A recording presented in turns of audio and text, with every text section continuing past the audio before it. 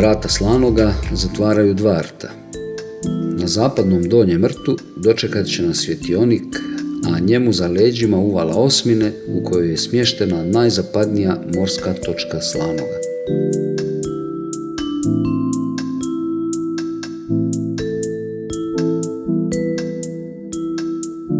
Preko istočnog gornjeg rta, gdje se zavukla djevičanska uvala Brnakovo, doći ćemo u naselje i uvalu Banja, u kojoj se nalazi najjužnija morska točka Slanoga.